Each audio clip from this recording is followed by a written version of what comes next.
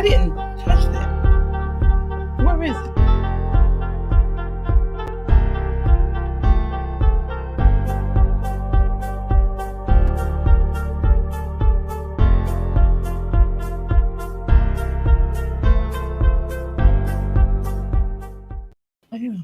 Good afternoon and welcome to another installation of Let's Get Real. Today we are talking about adulting. Are you still living in your childhood mindset? So today we have our regular suspects with addition of a couple. We have Jody, our special guest today. We have Andre. Woo, he's back. We have Latoya, and we have Mike and Pamela Lindo out of Atlanta area. We will. Oh yeah, and Korean. Okay. Anyway, she's here. And I'm here. And we have another guest coming on shortly. My fault, I sent her the link late, but yeah, we're gonna do that. So I'm gonna ask Andre, would you start us out in prayer, please? Okay.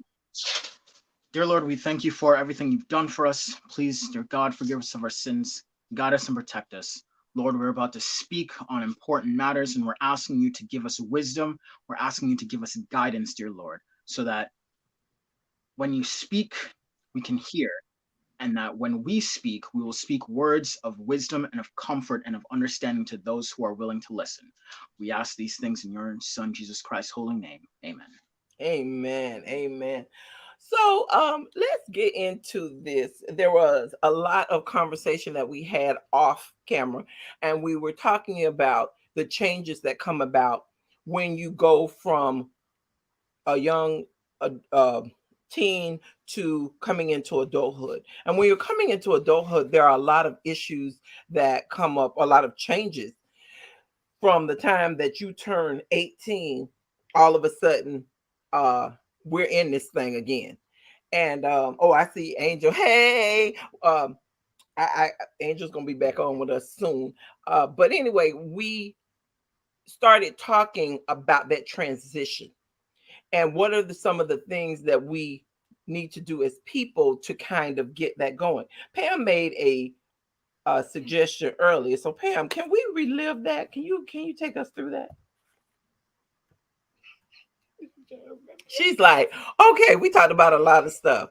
When we were talking about coming of age and the responsibilities and how, as parents, we have to kind of let go and give our children the tools to get into that area and how we have to kind of back off to allow them to make decisions, still guiding them, but making those decisions. Pam. Okay, so hello everyone. Happy Sabbath. So, what I was saying that with adulting, a lot of us adult, but we tend to still want to be like a kid. And then we don't teach our children enough information to let them become an adult. The schools can't teach them everything. There's certain things where they just have to learn at home. True. And with that, I see you, Toya. With that, go ahead and unmute Toya. With that, we look at. I think a lot of times, a lot of parents think that the schools are supposed to teach our children things that really they should be learning at home, especially when we come to Christian values. Go ahead, Toya. Piggybacking on what Miss Pam said, it's an issue. I just have an issue with society continually tells our kids at the age of 18, you are grown. You are grown at 18, you're a full blown adult, but you're not. We fail to realize that from kindergarten to 18, we have not taught our kids how to be adult. Well, some parents have not taught their children how to be adults. They haven't taught them how to pay bills, how to balance a checkbook. They haven't taught them how to go to work. They haven't taught them how that you have to balance school and home and work. And our children haven't learned how that full balance by the age of 18. But then we throw them out there and say, you're grown. This is what's expected of you. And a lot of people, or a lot of our teenagers feel that, oh, well, the law considers me grown at 18. I'm grown.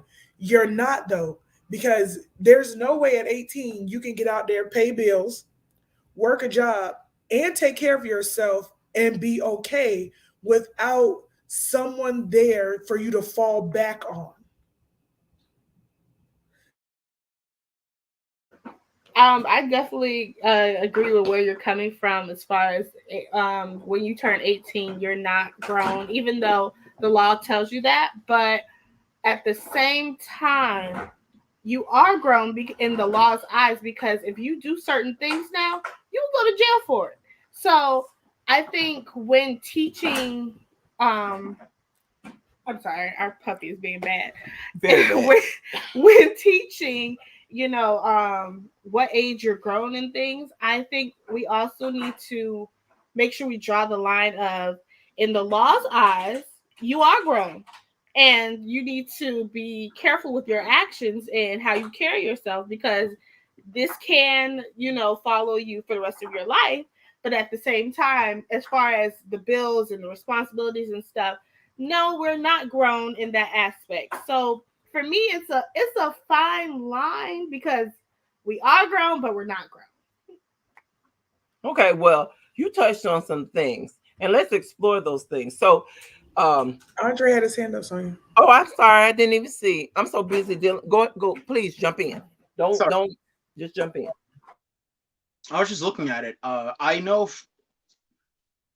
society teaches that you're legally an adult at 18. However, science says your brain doesn't really stop developing, or it doesn't really finish developing until 21 to 25.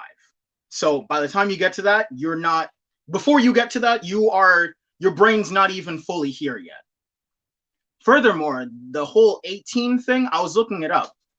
The only reason why you're considered an adult at 18 is really for two things. One, voting. They want people to be able to vote for people politically. So the nice age for that is just 18. Two, it's to get bodies in the military. That's it. That is really it. When we try to get our kids, our young ones, into the mindset of being an adult, what matters the most is being able to teach them responsibility and understanding that this world is harsh, and people as adults need to teach the younger kids what it means to survive. Now, those things are going to change from generation to generation, because there's just different stuff going on in each generation and in each culture. However, we all can agree that schools are not the end all be all to teach our kids that. And what I would also like to do in this forum here is to really go over the question is, what really makes a person an adult? When are you really an adult? When can you say someone is truly an adult? That's a great question. Um, I keep telling you, jump in here, because Okay. I'm trying not to always be the one. All right. So my take on about being adults or being responsible is it starts at home. We got to start. Has to be a starting place. Start at home, and from child learning and understanding uh, the communication between parent and child. That's where it starts. You set the foundation. The first 7 to 10 years are foundation years of a child. So once they get their understanding on how to behave, how to react in certain situations, and that's continuing to grow into adolescence and into teenage years and into young adulthood, that's where it starts.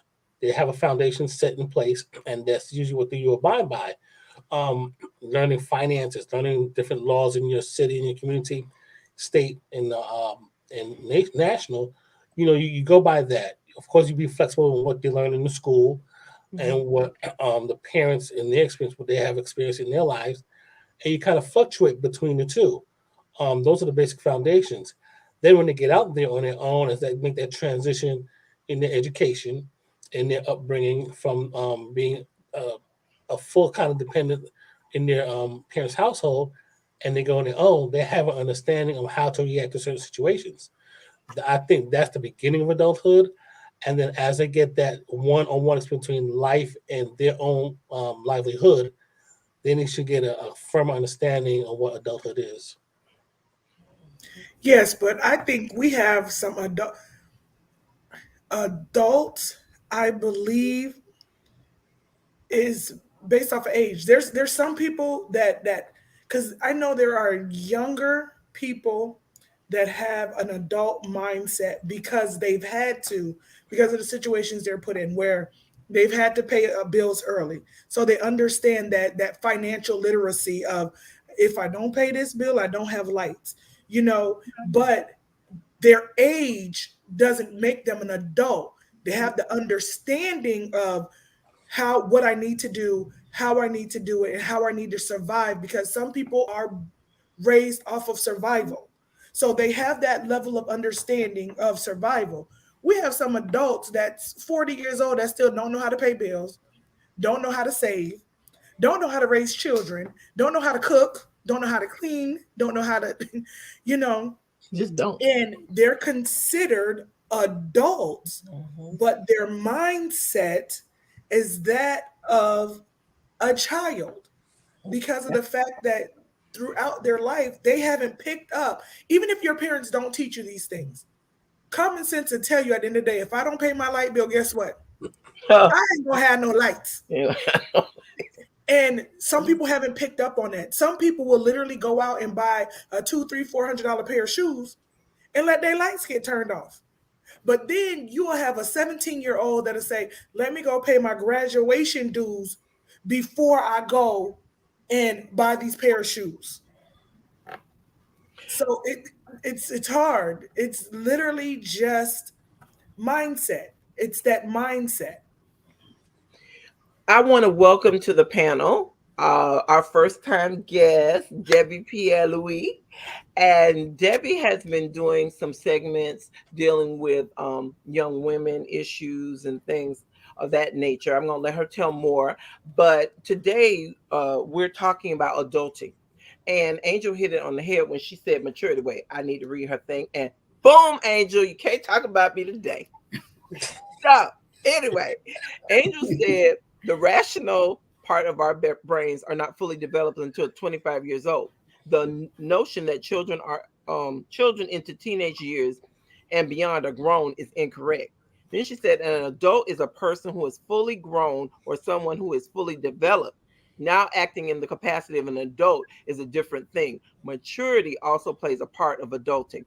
And then she said common sense ain't common. So true. And praise him for the glasses. Amen.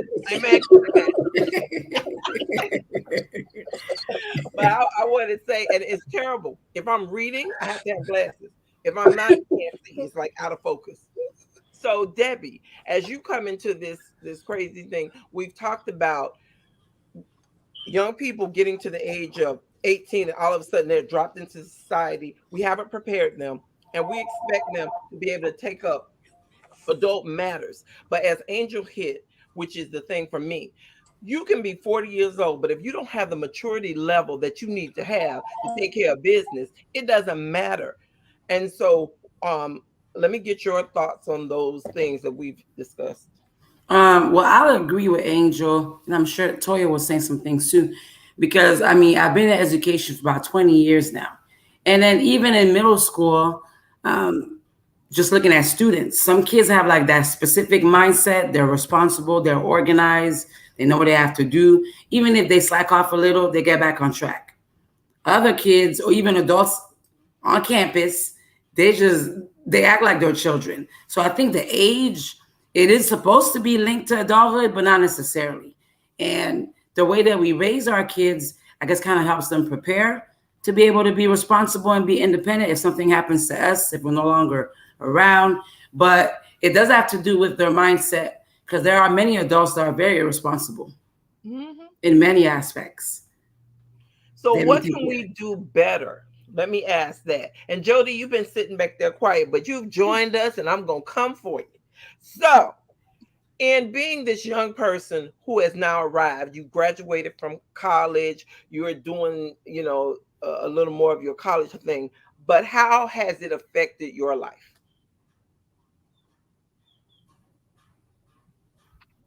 Are you asking me? Jody? Yeah. How has college affected my life in terms of like being an adult? Not college, becoming of age, finishing school. What differences are there in your life now? Well, like um Miss Debbie said, like in school, like you can either slack off or kind of like get on track. Now, right now it's kind of hard because you really need to get on track uh as an adult or being in college or even coming out of college because you can't be the person that's still always in your home and doesn't know how to cook, clean, and all these things. You have to get on top of being independent from your parents. So, Corinne, you've been quiet. Let me go to you now that I went to Jody.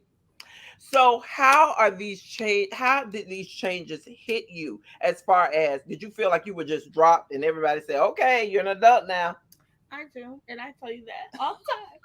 Because for me, like, even though she's prepared me, she didn't just drop me into the world, but even still being in the house with her and stuff, 17 and 18 was like, oh my gosh, I'm losing my mind. Like, oh, like, because she was like, now you gotta do this, you gotta do this. And I'm like, I stopped doing those things for Corinne that Corinne can do for herself.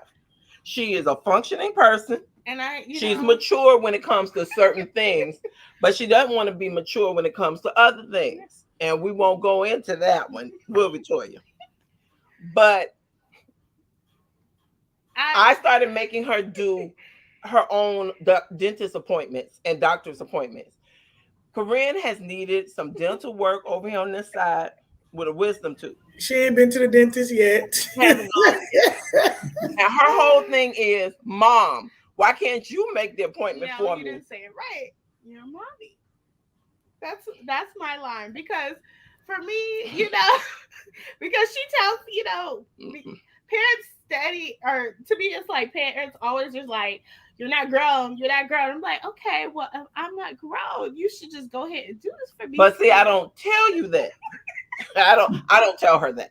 She wants to say, but see, this is the thing. You want to be grown when she wants to be grown. When she wants to go out with her friends and all of that, she's grown. But then when it's time to take on the responsibility of whatever the issue is, she'll want to be grown then. It's just an adjustment. I will say that, because I've gotten better, and you know that I've gotten better with my doctor's appointment. But I understand that because of the mindset. Here's the thing. Before she turned 18, we wasn't even telling her how to make a doctor's appointment. We weren't. Oh yes, I was, ma'am. Yes, I was. Okay. Somewhat, but okay. She wouldn't do it. Somewhat, but okay, I understand. So look here, Cletus, calm down. Like, but I'm saying, most parents are. I'm not telling Kevin, go in there and make an appointment for the eye doctor. And he's 16. I'm not doing that, because what I'm doing is I know when I need him to go. I know my availability to get him there. And, that's what it is. I tell him to go make a haircut appointment. Guess what? He goes months without a haircut. My thing is, that's something that you make a haircut appointment. I'll drop you off. I'll pick you up, whatever needs to be done. If he can't do that about his hair, I can just imagine if I wait for him to do it about his health, so it's hard. But you're giving Kevin an out. I'm not giving Corinne an out. When that tooth hurts you enough, guess what? You will make that appointment. I am not going to enable you. I'm not going to keep doing it, because for me, with my children, when they turn 16, that's that magic number. You want to be grown at 16. You smelling yourself. You think you all whatever. Okay, this is me. You're 16 now. Look at Andre with the face. Yes, Andre. So when they turn 16, there are certain things I don't do anymore. I don't wash clothes for you. No, no.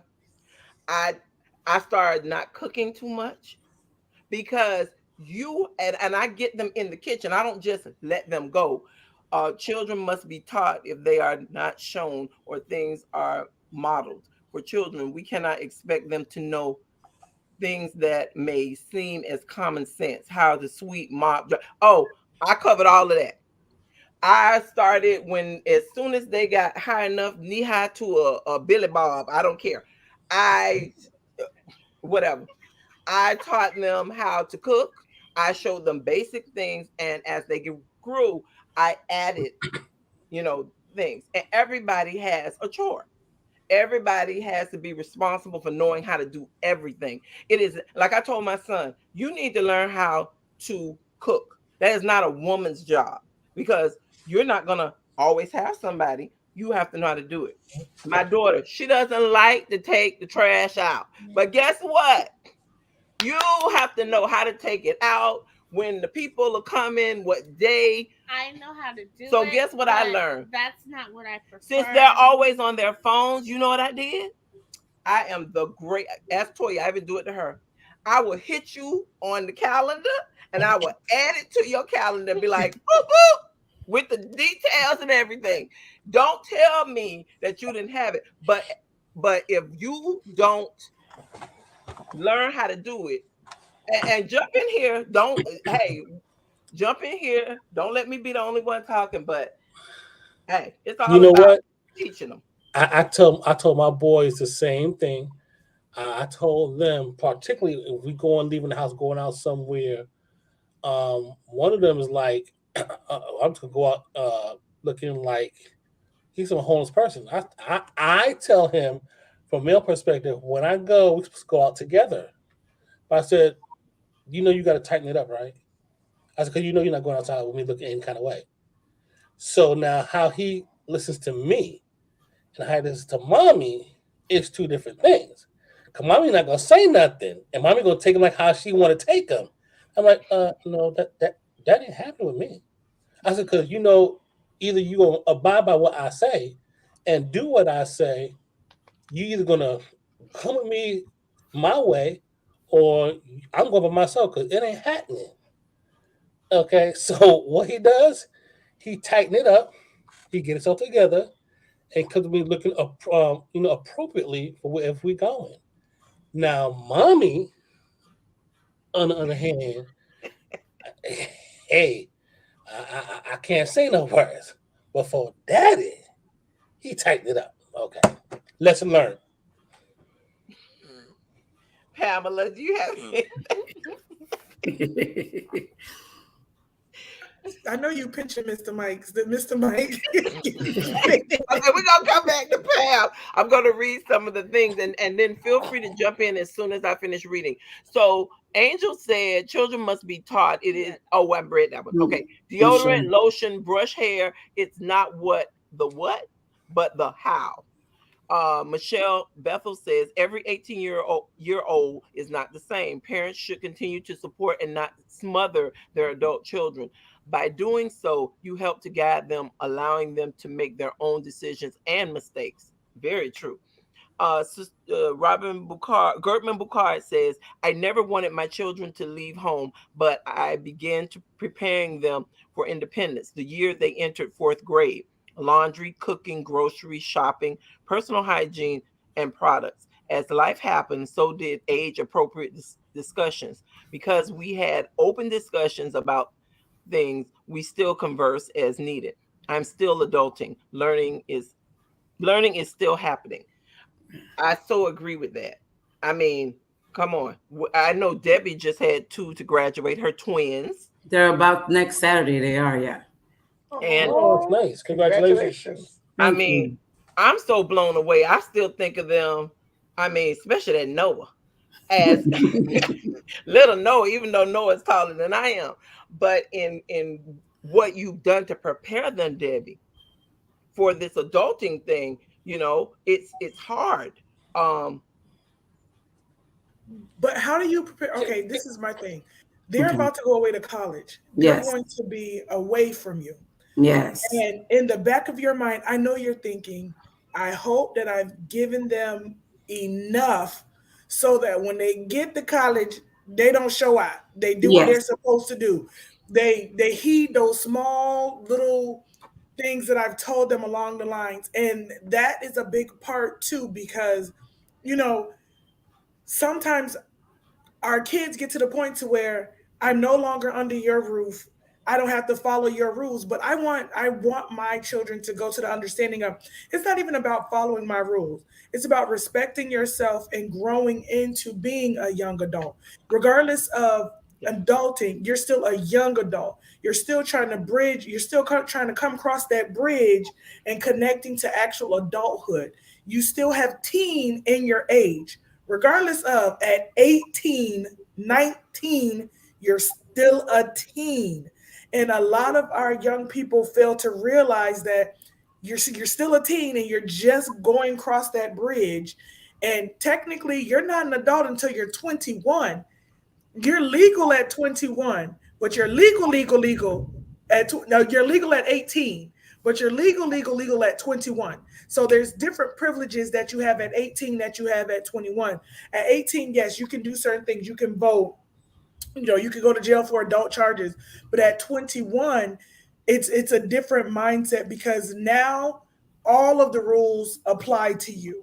You might, you're able to do things that you couldn't do at 18. You're able to go places that you couldn't go at 18 now that you're 21. And there's a reason why the 18 crowd is a little different than the 21. Well, the 18 crowd should be, let me put it that Okay, way. please A say little, Yeah, yeah, yeah. the 18 crowd, the 18, 19, 20 crowd should be a little different than the 21 crowd, So it makes a huge difference. And we've all get to the point to where, especially our kids are going off, like you're a young adult.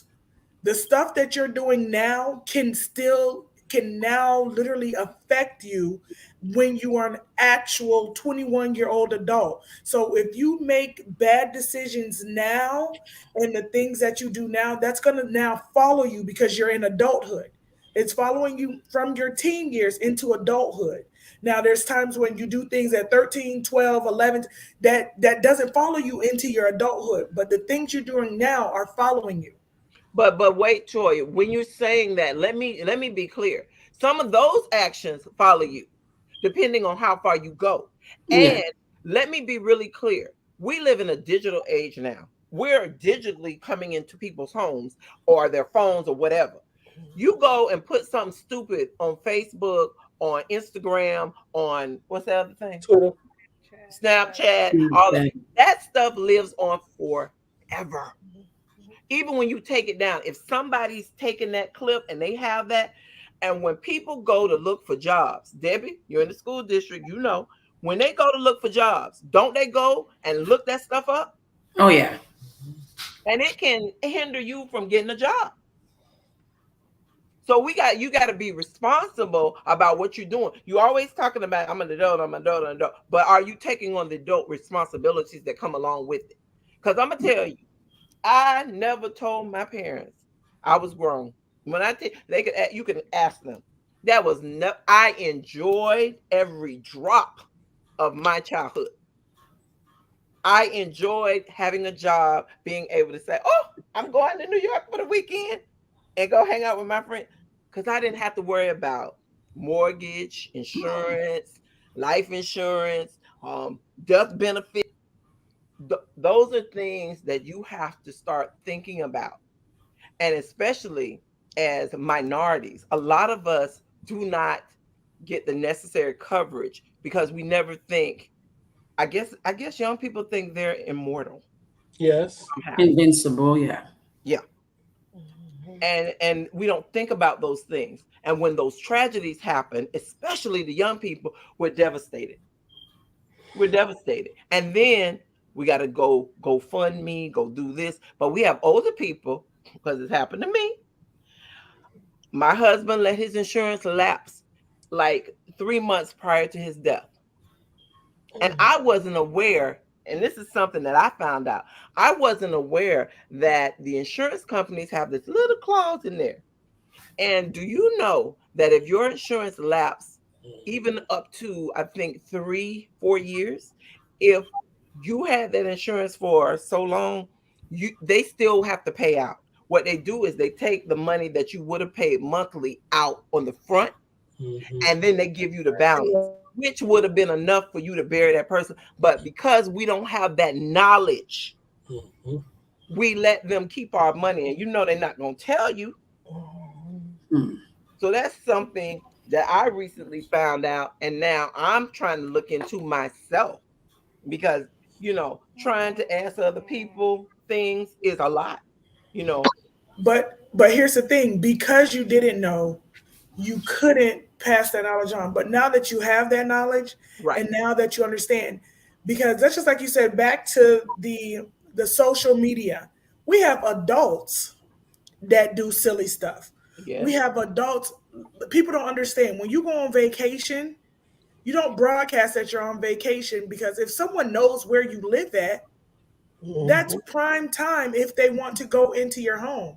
Now, you go on vacation, you post those pictures after you come back, granted, but you have to understand there's a lot of things that we do that we don't realize, that people are watching, people are looking. And some of us don't even know some of the things to even teach our children, because now we're just learning. We're adults, but there's things that we're learning as adults as we go along every day. Learning is an everyday thing. Every day you should be learning something new. And as an adult, as I learn this new stuff, I'm putting it in the back of my mind like, okay, this is something I need to tell my child. This is something I need to teach my child. I've learned it. I don't want my child to learn this late in life where I've just learned it. I'd rather teach it to them now so it can start stacking upon the knowledge and wealth that they have. Right. But just Something. like, oh, go ahead, sir. Oh no, go ahead, Debbie. Oh, well, thank you. Just like Michelle had commented and Miss Robin in the chat, it also you need to teach your kids these things, but within like in increments. Because based on the maturity of your child, like my twins, boy and girl, they'll be 18 in July. They each have strengths and weaknesses and maturity in different aspects.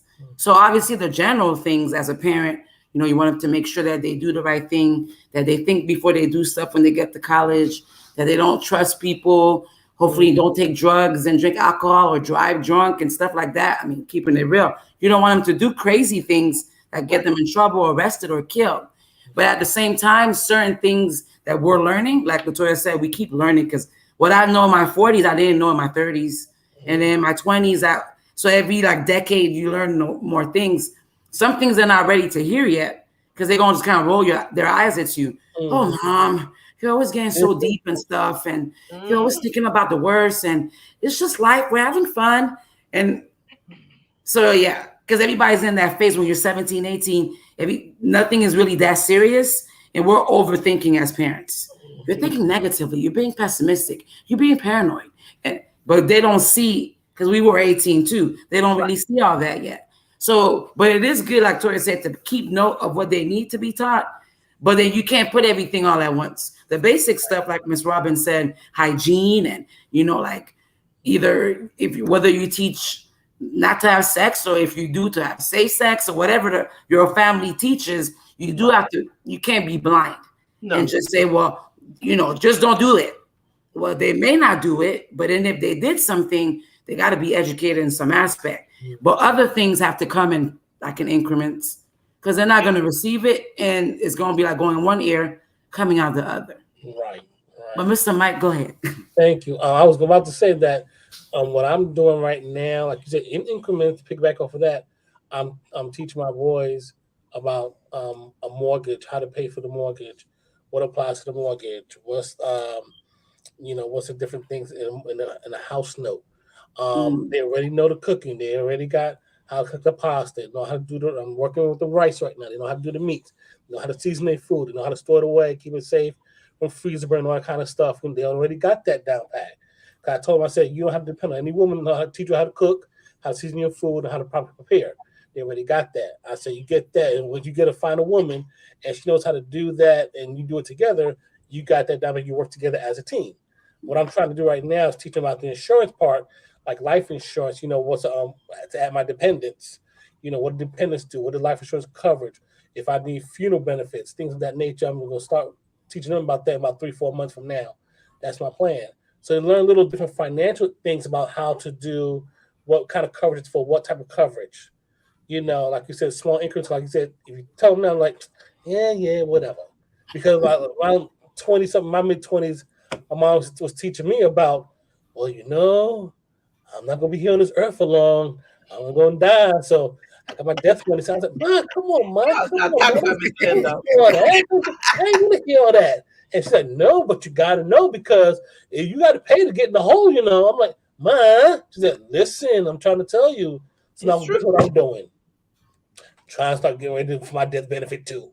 So it's a cycle. So a little at a time.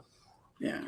I have to disagree because for I agree with what you're saying because most of my peers, at that age and stuff, they don't want to listen to their parents when they're trying to teach them about real life moments and stuff. But for me, I wasn't like that at 16, 17. I actually listened and I watched what she's done because of what I've gone through in life and having so much death and stuff. It matures you, especially when things hit closer to home. It matures you a little more than someone else who may not, view that as like a high priority and stuff.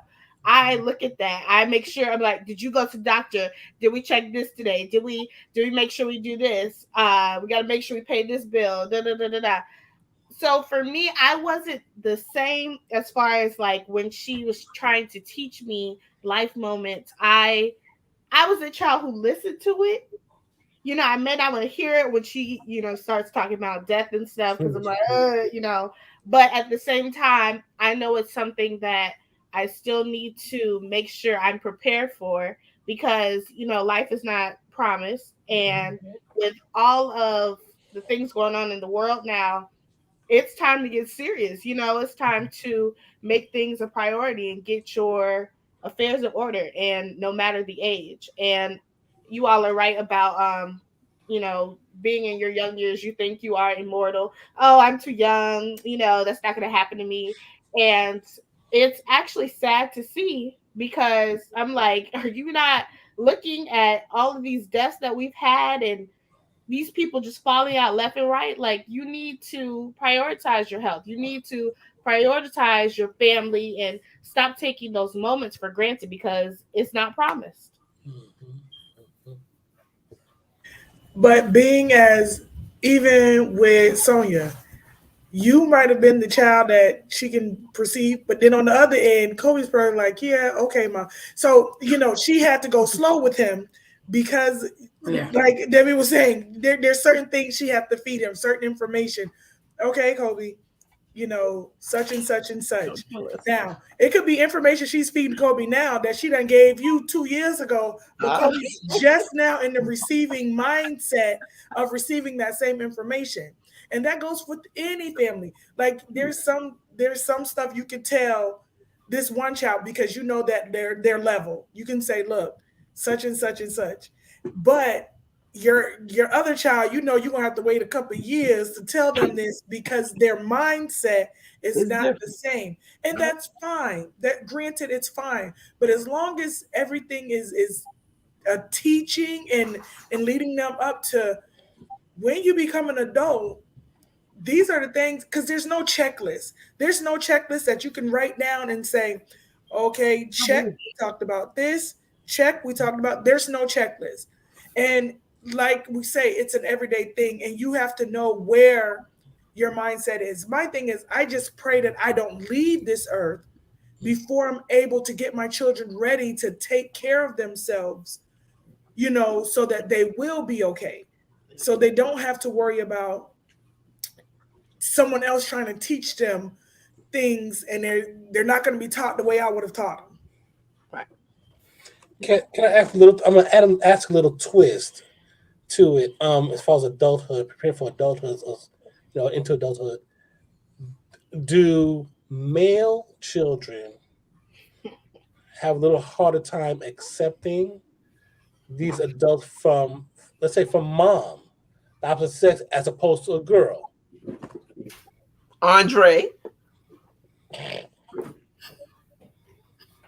Well, I think my experience is going to be just a little bit different. Uh-huh.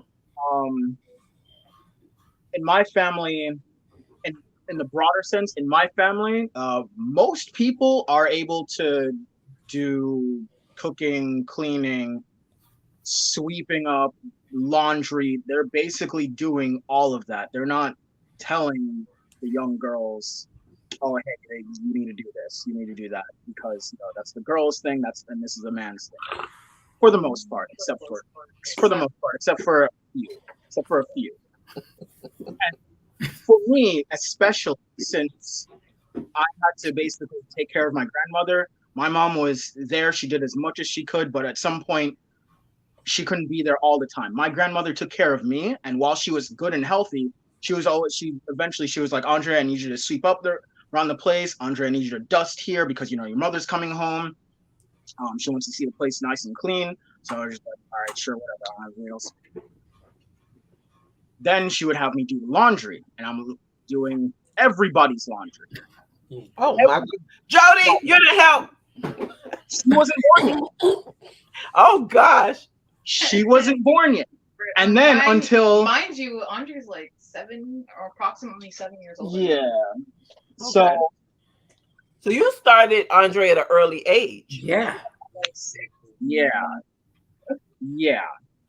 So I was doing that. I was ironing clothes. I was ironing Jody's clothes when she was in like kindergarten. I was doing all of that. And it didn't seem weird to me. It didn't seem like, oh, this is supposed to be my mother's supposed to be doing this. It's like I had to help out, and mama couldn't be doing it all the time. She couldn't always do it. I didn't, and at some point I never really asked her to even iron my own clothes. She would be like, "Andre, your clothes need ironing." I'm like, "Oh, fine." That means I had to iron. Now, you don't like ironing. Now, the one thing is, my mom, she has this mix of I need to do stuff, but she also would totally love to do some of that stuff herself because she knows that, she can't be there all the time. So whenever she can, she would love to do it. But at the same time, she doesn't want me to not do any of that stuff for myself. I'm making soup for my grandmother, and then I'm making food for when mom comes home. I'm doing all of that. It didn't seem anything strange to me. It didn't seem like, oh, this is supposed to be something a woman does. And because of that, I've become very self-sufficient. Now, I've also been really good. But the thing is, with what's also weird with me is that I've been good with catering to other people. And then when it comes to myself, I put a lot of that off. If it's like, things like grooming, or if it's like cleaning up my own room, like the rest of the house can be nice. And then I'll just leave my room a complete mess because it's like, all right, well, this is my space. This is my area. It's fine. Whatever. No one cares. Except my mom. She comes in like, "Andre, you want me to clean your room?" No. I also recognize that for some boys, it's not the same thing. Sometimes they just feel like, oh, they'll be able to do whatever they want. They want to go play. They want to go, do work out, mess around with their friends or whatever. I understand that that's the case. However, also in my family is that, sometimes they have to realize they have to pick up that mantle at whatever age they possibly can, because parents aren't always home. Your parents might have 6 or 7 children or whatever, and then you also need to chip in and help in with that too. My thing is also, on top of being the self-sufficient person, for other people, the question for other people, is it better for you to send your children out to college so that they can gain more independent skills, or is it better to keep them close at home at a closer university for financial reasons? Well, if you ask me, personally, I think that when parents make that choice for their child, that's you trying to relive something, or you have a fear of something happening because of how you were when you were that age. I think that's what that goes back to. That's me personally. Um, because like I was telling Toya the other day, she wants her son to experience high school and go to the different events and stuff. And I told her, I was like, Toya, what if he doesn't want to do that?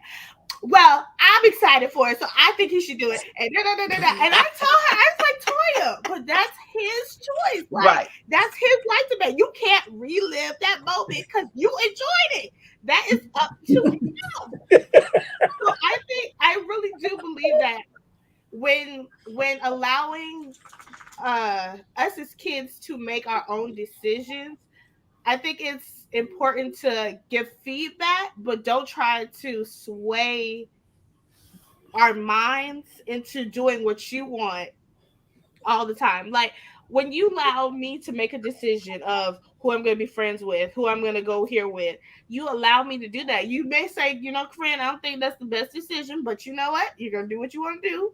You let me do that. And it gives me time to reflect. Okay, let me think about what mom said instead of, well, mom wants me to do that, so I'm just going to do it anyways. And it gives me the opportunity to say, I told you. But I have to say, when I was growing up, um I was the child that was the responsible one. And it used to get on my nerves sometimes because I'm in the middle. I have an older sibling, I have a younger sibling. The younger one would play the role and she would look at me and laugh because everybody was like, oh, she's a sweetheart. She's this. But let me tell you, that girl, she was stubborn as can be when she decided to be. Sweet as the earth, love her, will always love her. That was my heart. And my mom used to always say to me, you're part of the reason why she gets away with what she gets away with.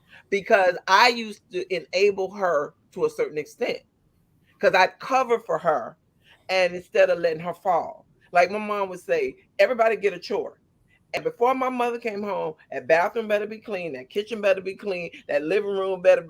And those, I used to look at my brother and sister and be like, did you all forget who your mother is? Why are you not? And I'm in there washing those dishes because I don't want to hear nothing when she comes home. But she would pull in that driveway and they would go to running. And I would just look at both of them like, really? Now, if we've been here, you had 2 hours to do, and they were like, oh, there you go, mama. And it's just different children as well. Um, the difference between my children, you know, some kids are more responsible and some are less. Or they don't want to, like Debbie said, they don't want to hear it, you know. As far as making them go off to school, Jody, I didn't make my kids go off to school, but I strongly encouraged Kobe to go away because I felt like he needed that to help him to kind of man up because he depended on me to do everything.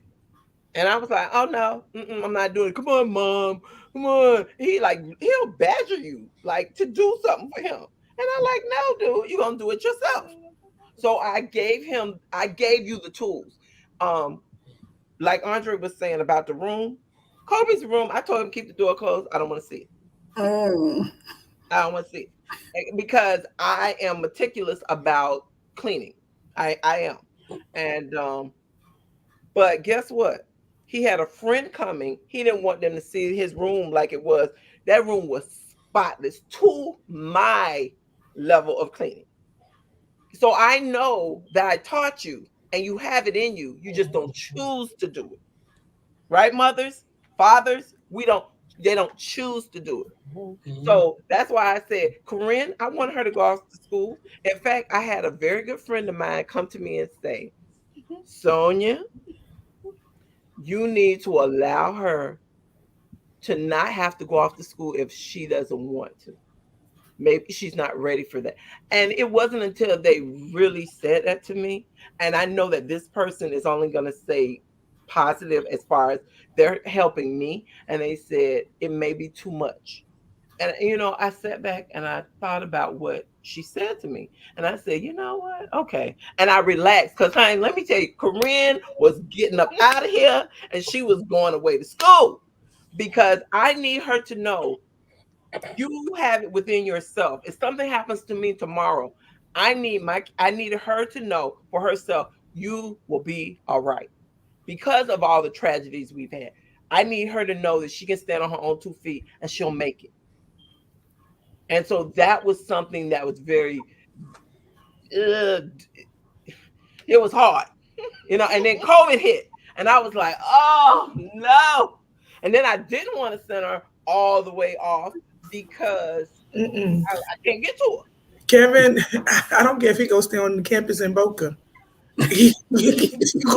I will pay that fee. You gonna stay on that campus in Boca, and you can take the tri-rail home. Gotta go. Somebody's school.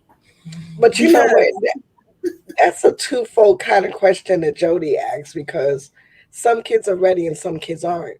But Yeah. I think, in a sense of parents know which kids are ready. When my oldest son was going and we were doing the whole college thing, different colleges, we went to different places and whatnot. So he knew that his option of going to college, he could have chosen anywhere. When he said, no, I'm going to stay home, and I had suggested, why not just go to a 2 year college, feel out what you want to do, and then from there decide what you want to go. And then I guess eventually after all that, he said, oh no, I'm going to stay here, go to 2 year college. And I was like, oh, okay. I was neither mad, I was neither sad. For those that know, my son is sick, and only God, I would say, Mike and I would say that through God must have known something seriously would have happened to my son that he made him change his mind. But I think, in to piggyback over that, being that I went to a 4 year school right off the bat, wasn't for me. Came back home to New York City, went to a 2 year college, community college, and then I went to a 4 year college.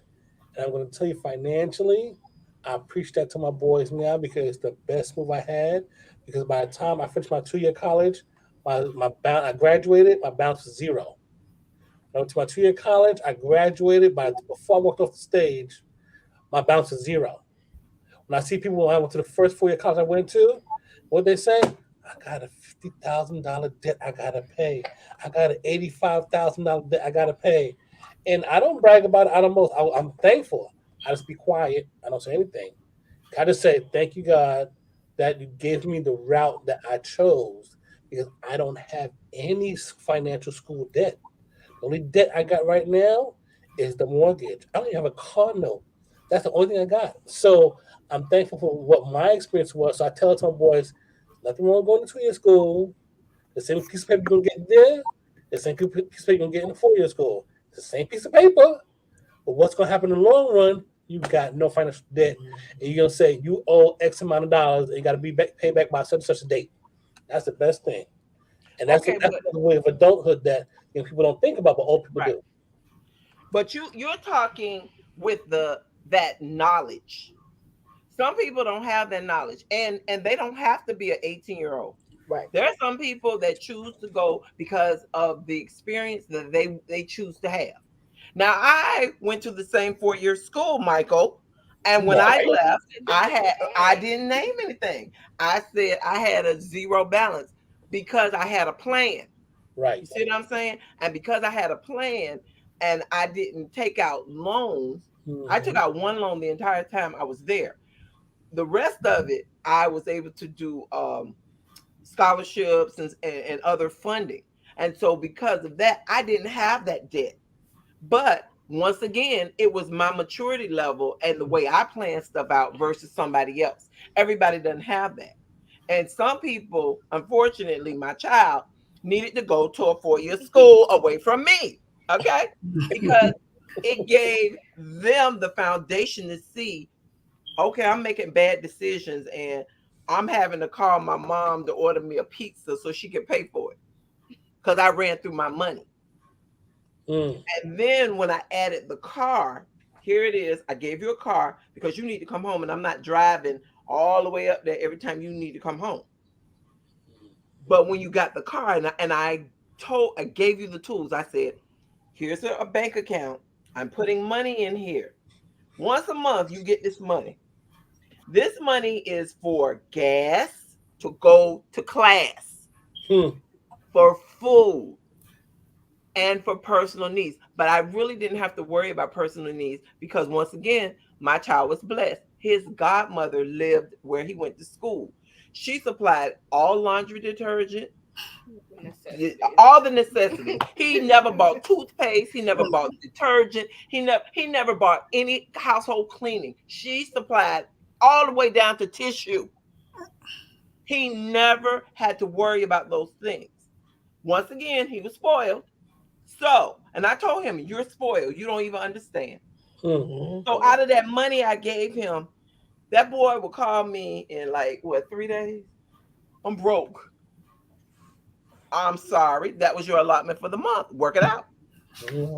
I don't have any gas. Well, park the car, and I guess you better start walking. Because I made sure he lived close enough to the school that he could walk. Well, it's 20 degrees. I said, not my problem. Right. Because you can't touch me. You can't come home and go in the refrigerator. You need to learn how to ration your money. Here's my money. I have to put so much away for gas. I have to put so much away for food. I gave that child a Sam's card. Sam's is right on the Ave. Go over there, buy your bulk. You got your money. Go buy your bulk and put it away. And you don't buy toothpaste. You don't buy all those things are really expensive. To this day, that child is like, oh my gosh, I made them go buy some detergent. Oh my gosh, it was $16. Wow. You thought you just walked in there and that stuff came free? How do you steal hair products? Oh, and hair products. Because hair products are not expensive. Not cheap. All right. Now, Debbie, you go like about what Michael over there? products. You know, adapt and instead go. Yeah, when it's not their money, they're going to use more. When it's somebody else's money, we got to teach them that. Right. Look at Jody laughing. Jody, you do that. Yeah, let it be something they bought. Thank you. So what I bought gum. Wait a minute, everybody want the gum. Yeah. When they buy the gum, they gonna break it in half and give me yes! Fruits. Yes, he done that, right. Yeah, yes. And that's and I tell them, I said, well, the same way you over there pinching pennies, like y'all got a job, pinch my pennies. And that's what I'm trying to teach them. Because my kids are very, especially the baby. She said, well, just go to the machine and put your card in there. I had to tell her, you got to put something in there to get something out. I tell her, anything in life, if you are going to anything, this goes to anything, school, job, home, marriage, relationship, you have to put something in there worth some type of value to get something out.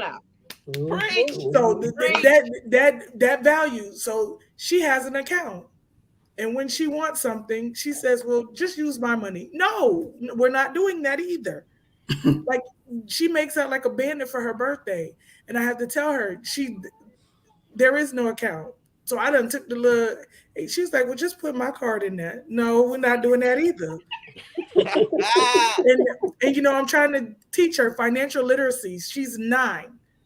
So I'm just like, look, if anything happened to me, but she said I can live with her and I can't go, I'm not going to a nursing home. So I'm gonna make sure she keep her money. So Jody,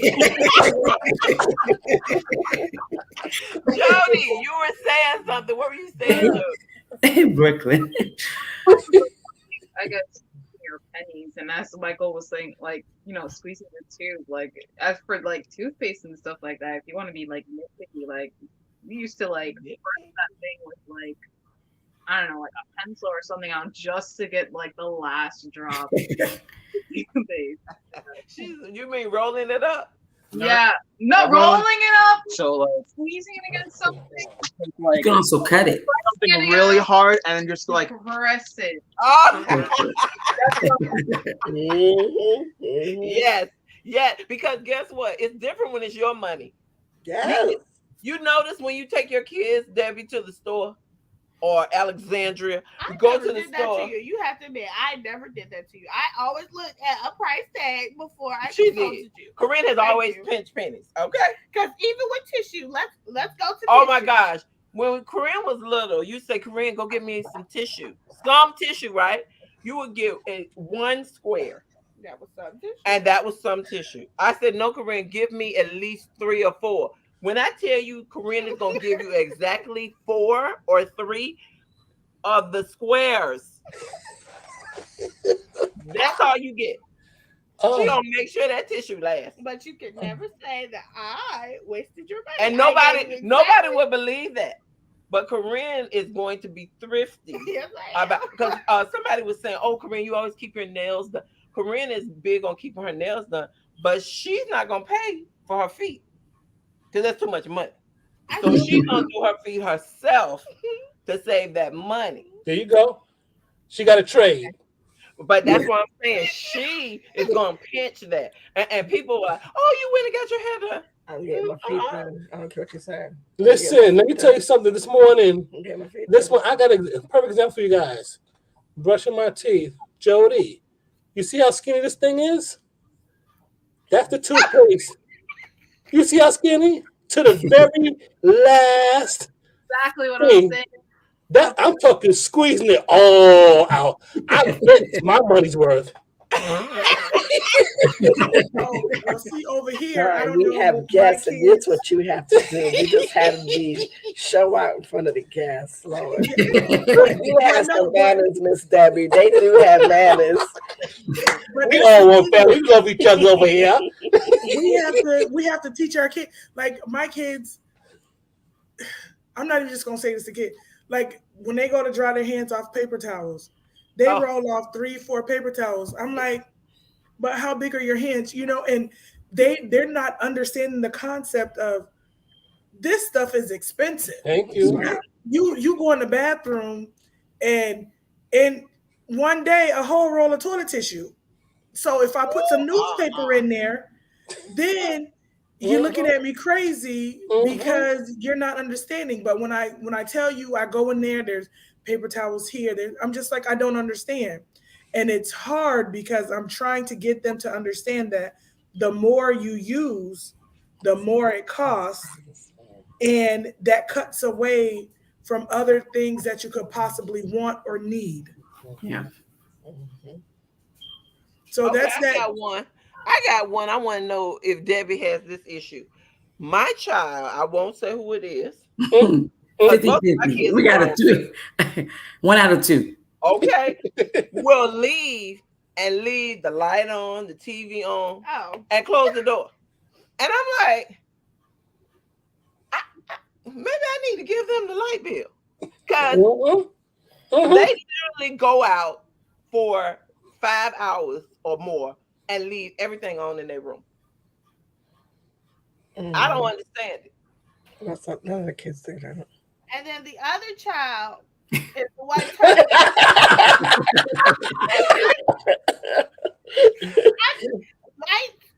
Oh, why is this on? We not in here. Nobody's down here. Why is the light on?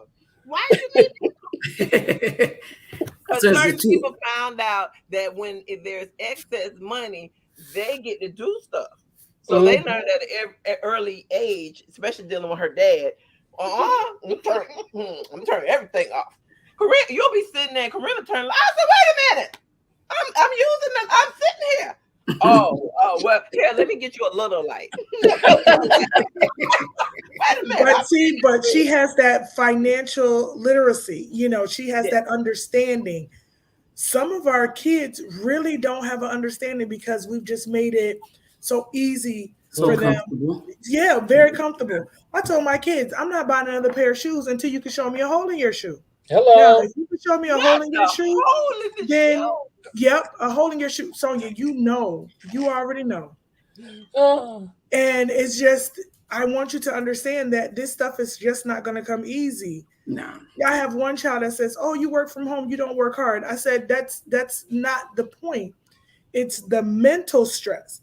Like they haven't gotten to the point to where they understand just because you work and it looks like it's easy going, there's a lot of mental stress that go into dealing with anybody and other people. It doesn't necessarily have to be physically dealing with people, but mentally and emotionally dealing with people on a day-to-day basis can be mentally draining at the end of the day. Rather you look at them face to face, or you talk to them, or you're typing messages to them. It mentally draining regardless of. And I want them to understand money don't come easy either. Because if I was to quit my job, we all gonna be in a tent underneath I-95. 6:30, 6:30. So and I want them to understand the level of expensiveness, and it's not just that. I want them to understand that, like I was saying earlier, when you start to become an adult, you handle things different. You have to be cognizant of the way you treat people, cognizant of the things you say to people, cognizant of the way you act and you uphold yourself when you go out in public. My parents told me, wherever you act up at, that's where you're gonna get it at. So I've tried my best not to snatch them up in certain places because, well, okay, I do. Let me rephrase that. I've gotten a little better because before I've gotten better, Corinne. Corinne, I've gotten better because that's what I was taught. Wherever you act up at, that's where you're getting snatched up at. And I have to tell, my son is 16. I have to tell him, if you don't want me to embarrass you in front of these people, don't do nothing to make me embarrass you, because I'm grown. So the level of embarrassment for me is not going to be the same level of embarrassment for you. I'm not going to be embarrassed, actually, because if you act up out here and make me have to come out of character, it's not something I should do, but it's going to teach you a lesson that if you do something out of my presence, I want you to remember this. Like, Lord, if my mom was here right now, she would act up and embarrass me. Those are things I want to follow you so that you'll stay in line and make sure that you're doing what needs to be done. I don't act up anymore, Sonia. I said, stand. Oh wow! I was just. She don't. Oh, I know. Wait a minute. Who are you? I do. I've gotten better, Corinne. I don't look. Say that, but don't say you don't do it. Look, you know what? We're still working on it. We're working. Look, we're working on it. We're working on it. I'm getting better because I'm one of those parents. If you Alexandra. Alexandria. Oh, whatever. Let me go back to Jody. Jody. Wow. Hey, this is why I mess your name up. That's why I can only tell people one of my names. Anyway.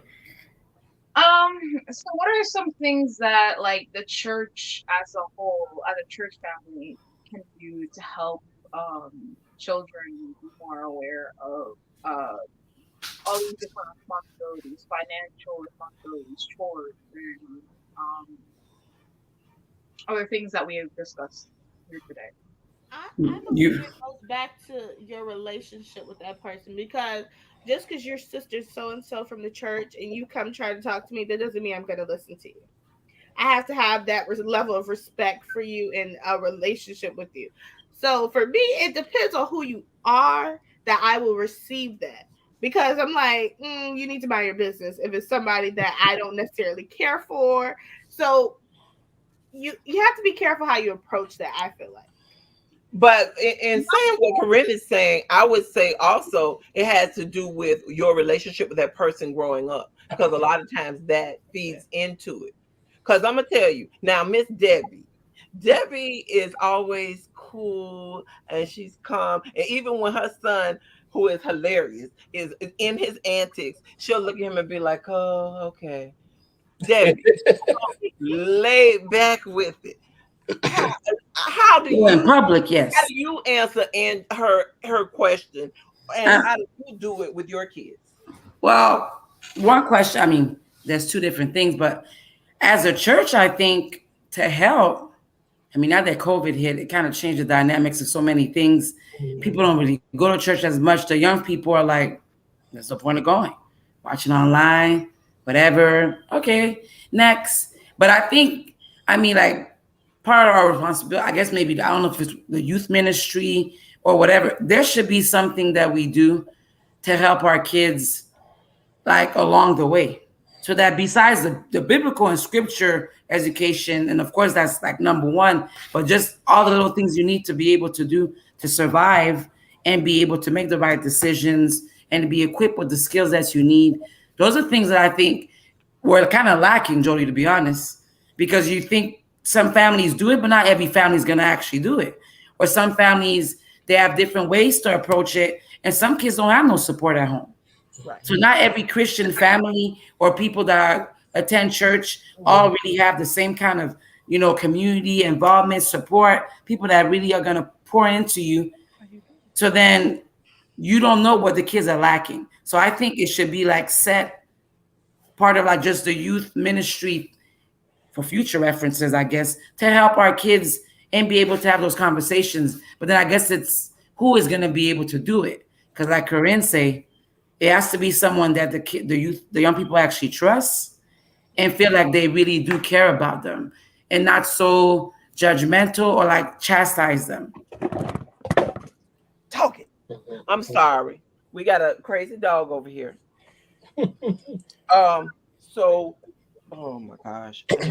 So I'm going to jump in right here. This is answer your question, Jody, because sometimes everyone in the church can't speak to every young person.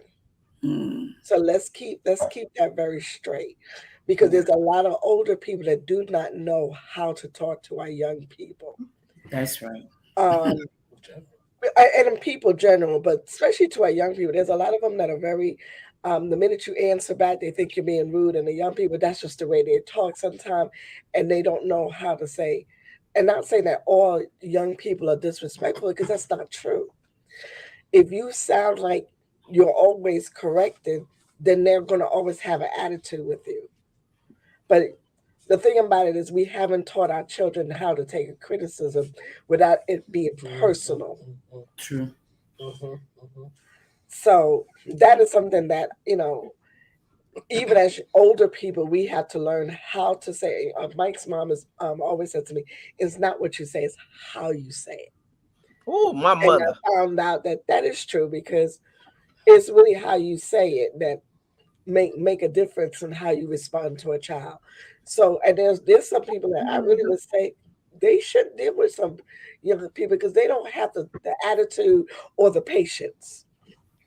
I know that I work with a lot of young people here in Georgia, a lot of pathfinders and teenagers and TLTs. I'm very critical on myself, how the approach is. I always ask them, have you ever thought, did you ever consider, well, what about, and if you phrase a statement question that way, you'll get a more acceptable relationship where they will open up.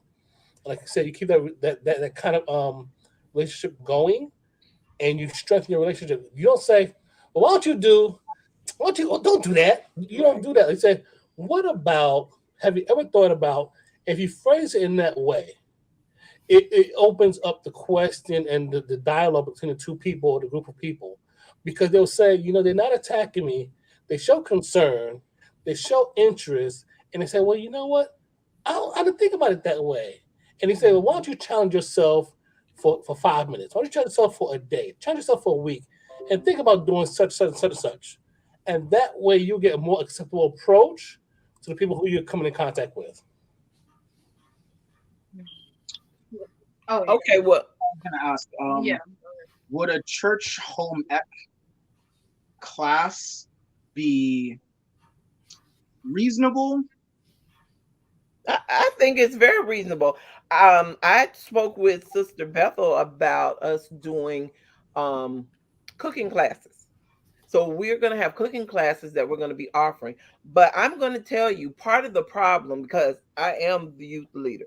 Part of the problem is a lot of times the kids don't show up because their parents don't show up. Mm-hmm. Yep. And they don't Yep. lead by what you say, they lead by what you do. Exactly. And so until our parents and some of our leaders get our acts together. Because if I'm talking the talk, but I'm not walking the walk, then how can I talk about them if I don't show up and be accountable? And if I'm not showing them the path to Christ, I'm the first one to say, hey, I've messed up. I'm not perfect. If I'm out of order, come, let's talk, let's reason together. Because that's what we're supposed to do as Christians. Yes. But if we're not willing to show our vulnerability and to say that we're wrong, how can we get on the kids about it when we're not doing what we need to do? So that's one of the things that I'm always challenging myself to be better and to do better. You know And what? I'm sorry, so I'm pick back off what you just said, because a lot of people, particularly in my Pathfinder group here in Georgia, you have a lot of people, particularly at venture ages, between 6 and 10. We would say we were taking the kids out to camping, and the first one's talking to an adult. No, my child wouldn't like that. My child don't. Or what about the area and whatever? First of all, 6 to 10, they're not staying in regular tents. They're staying in hotels, something that's provided like a building. And when you get them outside, those children love nature and outdoors at that time. And when the parents come, they say, "Oh, we didn't know that we can do this and we couldn't do that." And I right. learned something this whole weekend. And I said, "Uh-huh." Another example, when I went to Pathfinders in another part of Georgia, we had a couple parents that came on. We were setting up tents, got at night, and everybody had to set their tent. And these three ladies came and they said, "I don't know how to set up a tent." I said, "Well, I guess you'll be sleeping outdoors under the stars in your sleeping bags." So I said, "Well, how are we gonna do it?" I said, "Guess who's gonna teach you?" I said, "You." They said, "When you gonna learn?" I said, "Right now. I'll show you. Either I can show you or TLT, who's experienced at setting up a tent, can show I'm you." sorry. I'm sorry. What is TLT? I'm so sorry. TLT is a team leadership training. It's a leadership program in the Pathfinders Club. Sorry. And Okay. I had a Thank you. teenager teach them how to set up a tent. And by the time they finished, it took a little longer than usual. But guess what? They enjoyed a wonderful night in their tent. They felt secure and they were covered. And guess what? I said, now that you've learned that, you can go to Home Depot, to Walmart or whatever, outdoors, REI camping, get a tent for yourself, and you can do it in your backyard and perfect it. So guess what? You learned something new tonight. Have a wonderful weekend. We look. I was a Pathfinder, and That was a that's lot. that's part of adulting. And I was never a camper. My kids No. love camping. Kevin went all the way to Wisconsin. They was floating because everything got flooded, and I was like, but that's an experience. That was a literal experience of you learned something on that trip. You learned that when you set up your tent, you better dig that ditch around your tent so that water can run off. You learn that you keep your stuff in plastic bags because if it does rain and stuff does get wet, it still works. You And that's learn. why I'll be at the hotel down the And street. see, Debbie, okay, Noah and Nyla was there, and they was Yeah, over there Noah loved floating. it. Exactly, and was over Yeah. there floating over in Wisconsin. But they learned that the next camping trip they went on, they know. Look, we're gonna put Ziploc everything. We're gonna put these ditches around our tent so that the rain could run off. We're gonna make sure that we put the. They learned a lot on that camping trip, and it was an experience. So now they have the ability to teach someone else. Right. If we did have adventurers, they would Yes. be the ones that would be. I know Sonia and Crank. I'm not going camping no more either. No, I've camped I was over here enough. telling her, I said, Lord, please give me somebody who has some skills, because Yeah, I already told you I'm gonna be in the bush. This is not your bush. Go over there. This is not your bush. This is my Uh, bush. I was married to Daniel Boone, but none of it rubbed off on me. Yeah. So, but that's part of adulting also is being able to accept advice Yes. and criticism from someone and not taking it to heart. But like Mr. Mike said and Miss Pam said, it's the way good you intention. say it. It is the Yes, way you say it. it's the way And- you say something. but what Corinne said, When they have good intention. when the person speaks to Yes. you in love, True. Corinne knows that Miss Debbie came to her and said something, she's coming to her in Anybody love. on here? Anybody on here? But we all I guess in our Christian walk, all of us have to learn how to come to people. I had, I'm looking at the time in our last few minutes. I'm gonna say this. I had a sister come up to me today, and she just came with such a positive spirit when she came to me. I'm gonna say her name, Robin Gertman Bucard. So I'm just gonna call her name out. Nice. She came to me this morning. She was like, "Listen, I don't want you to feel," and because when you don't it's trying to lead out for the youth organization. When you feel Church like and you keep hitting walls every time you're trying to do what the young people ask you, and she encouraged me so much this morning, and she doesn't even know how much she encouraged me. And I just have to give a public shout out to say thank you for that, because she didn't have to do it, and she didn't have to always be what you need. I'm willing to help you, and I appreciate those who are willing to help, because the young people are our future. There are tomorrow, because Yeah. without them, we don't have a church or a Nope. life or anything, That's because right. we're getting older, and they are going to be the ones responsible. Andre, you've taken on that responsibility for a while, because you've always been there to help your mom, and I've always applauded that in you, because a lot of young men would have been resentful. You're accepting, and you've accepted it graciously, and God has blessed you, and He's going to continue to bless you for that. That's right. And the relationship that you and your sister have, that cohesiveness. Even though I know Jody drives you crazy at times, I'm gonna slap her for you, but the love, because at the end of the day, what is it about? It's about the love. Yeah. And I just want to say I appreciate each and every one of you in our last minutes, because we got to wrap up. Please give your closing remarks. We're gonna start with Corinne, go. um when I would just say for any young person out there watching, listening, um just be mindful of what your parents have taught you, and try to apply that to your life daily, and try to become a better person, not just for you but for your life, so that your future is successful and your generations to come can have that same success. All right, Toya. I just want you to know that adulting never ends. You learn every single day. Is a constant. It's a constant growth. And once you do learn something, just be willing to pass it off to help somebody else. Mhm. Amen. Pamela.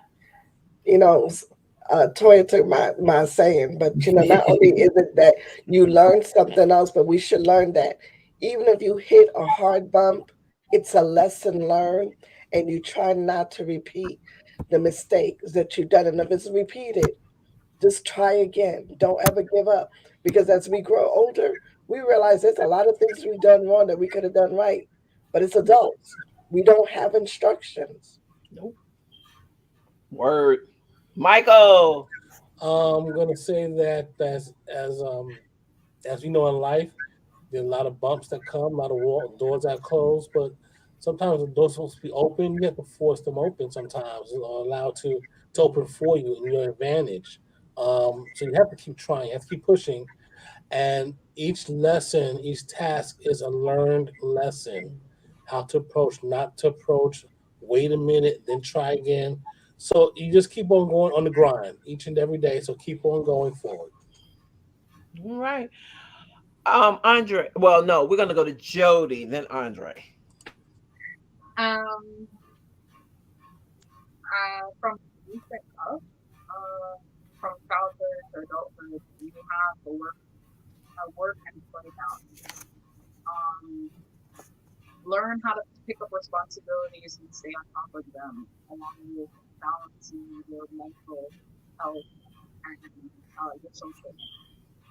And if you don't know how to do certain things, and you don't have the confidence and responsibility to ask for help, your parents or the other adults that are around you, and they will hopefully respond in a way that helps your growth. All righty. I would say ditto to everything everybody said, and also include be humble and be respectful, especially to the younger people and to the adults, because there's always bigger fish. Especially Yep. since my mom just came home and was like, Andre, that's great and all, but I've been doing all of that since I was 5.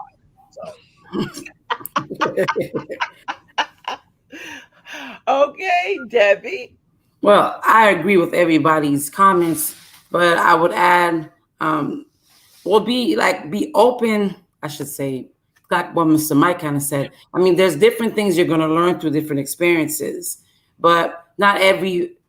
Don't be so hard on yourself, like because it's a learning game. Obviously, you're trying to do the right decisions, wake up every day, treat people right, be respectful, be humble, and yet still be confident. But it's a learning experience. So if something doesn't work out, or something you have to do something, you go through a different path, you just pick yourself back up and you pray and you keep it moving. But you also have to learn to be aware of who's around you. I mean, I grew up kind of, my older brother's like 10 years older than me, and he lives in Canada. So I've been here since I was 11 with my parents and growing up. But I always have very good discernment on how to read people. And Simon, my middle child, he's been like that since 2. And my mother passed when he was 2 of cancer, and she told me that when he was 1. And she sure was right. But you gotta be careful, because not everybody has your best intention in mind. So you Okay. have to be careful who you trust to get advice from. And just like Jody said, don't be afraid to ask for help, but go to the right people. Because there's Okay. some people that seem to smile in your face and seem like, oh, I love you, Jody. I'm so proud of what you've done, but they're not going to lead you the right way. So, trust God and the people that love you first, and then be aware. Just be aware and be selective on who you're with, who you talk to, and who you're spending your time with too. Yeah. Definitely, definitely. Words to live by. Everyone, I really appreciate your time and coming out. Appreciate everyone who has listened. Adulting, we're all doing it still. I don't like adulting, never did, but it is what it is, and those bills come every month, whether you like it or not. Final words. We are here. I challenge everyone to go out there and be a positive influence in someone else's life. Give a smile, a positive reinforcement like Sister Bukar did for me today, but be there. And I pray for our pastors and our being. Um I know I didn't want to say the other word, and I'm tripping. Anyway, thank you all for everything. Be blessed. Have a great rest of your weekend. Be safe, and we'll see you again.